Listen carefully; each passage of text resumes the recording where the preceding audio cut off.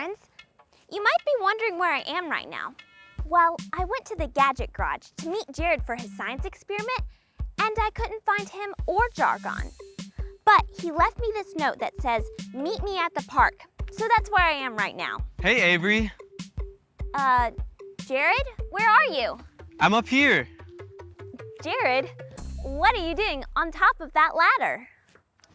Today, I want to conduct an experiment on a subject I learned about in school. What subject was so special that it made you climb to the top of a ladder? Well, I learned about gravity.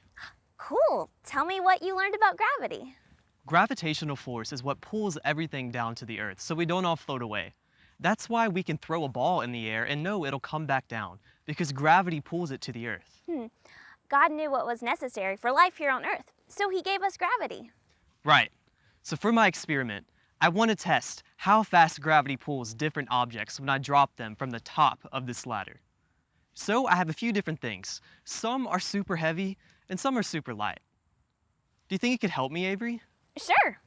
Okay, so first, I need you to climb to the top of this ladder with this feather. Oh, okay. Are you sure? Chicken detected. Don't mind Jargon. You'll be fine. Okay. Friends, if you are going to do this experiment at home, make sure that you have an adult with you the whole time. Never climb up on a ladder all by yourself.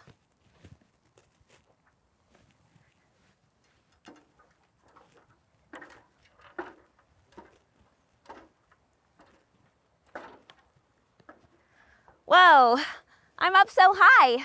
See? It's not so bad. Now, when I say go, Jargon will start the timer and Avery will drop the feather. Then we can see how long it takes for gravitational force to pull the feather to the ground. Are you ready, Avery? Ready as I'll ever be. Good. Are you ready, Jargon? Ready. All right. Count down with me. 3, 2, 1, go.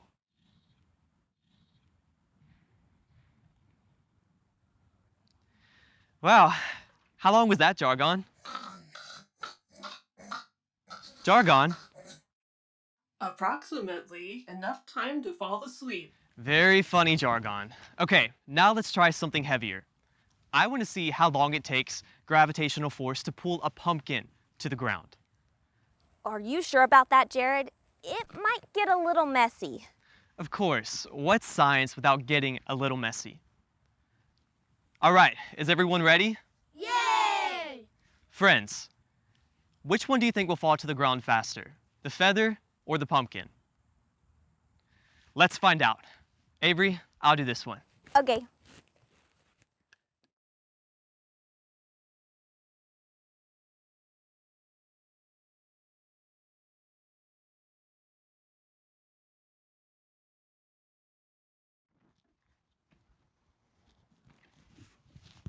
All right, Avery, count us down. Ready? 3, 2, 1.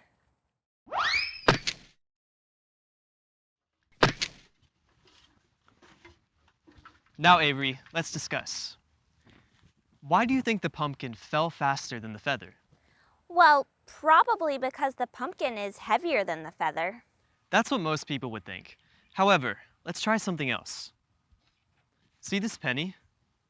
It weighs about the same as a feather, but look what happens when I drop it.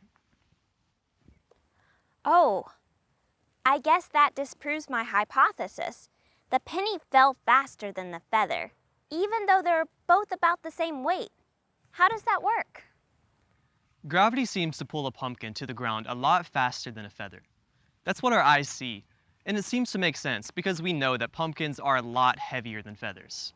But actually, the two objects, and any other two objects, are pulled to the ground by exactly the same amount of force. Something else is in play that changes the speed of the fall. Air is blocking the way. Right.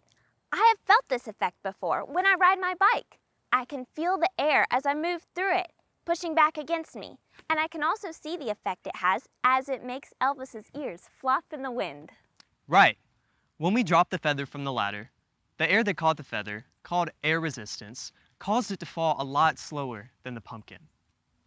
I can prove that by using a clipboard to block the air resistance from catching the feather. See what happens when I drop them together. See? Gravity is affecting everything around us. Whoa. It's neat to think about how gravity affects literally everything around us. Friends, think about it. What are some things that we couldn't do without gravity? Good answers. We couldn't slide down a slide, we couldn't play basketball, and we couldn't drive our cars. It's true. The law of gravity is one of the scientific laws God put in place to help govern our universe. A scientific law? Yes, a scientific law is a description of what always happens under certain conditions. The law of gravity is a law of physical science. Scientific laws can sometimes be full of mathematics, but what we have to know is that math and scientific laws are what allows God's creation to obey Him. Objects in our universe don't have a choice but to obey the law of gravity. Like this ball. This ball can't decide, hey, I'm not going to obey the law of gravity. No matter what, this ball is always going to be pulled back towards the ground. Friends, can you think of other examples of rules that always have to be obeyed? Good thinking. Now, there are some rules that we are given that we have the choice whether or not to obey. Can you think of an example of that? When your mom gives you the rule to make your bed, you have a choice. You can do the right thing and obey your mom and make your bed, or you can disobey and not make your bed. God has given people free will, which means that He's given us the choice to obey. Friends, why is it so important that we obey God? John 15:14. You are my friends if you do what I command you. Exactly. Jesus told His followers that we are His friends if we follow His commandments. When we choose to obey God, we are saying that we trust Him and we believe that He knows what is best for us. And like we see in the Bible time and time again, obeying God always leads to good things, but disobeying Him leads to things that are bad for us.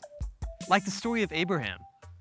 When Abraham chose to obey God and was willing to sacrifice his own son Isaac, God blessed Abraham's family, and Abraham and Isaac witnessed God helping them in a very special way.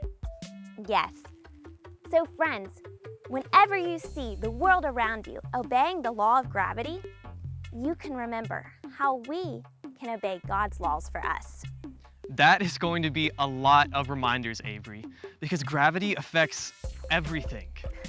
You can never have too many reminders to obey God's law. Good point. Speaking of reminders of the law of gravity, Jared, do you have any plans for this pumpkin? Because if you don't have any plans for it, I might know someone who would like to make a pumpkin pie out of it. As long as I can have a piece. Kitchen, here I come. See you next time, friends.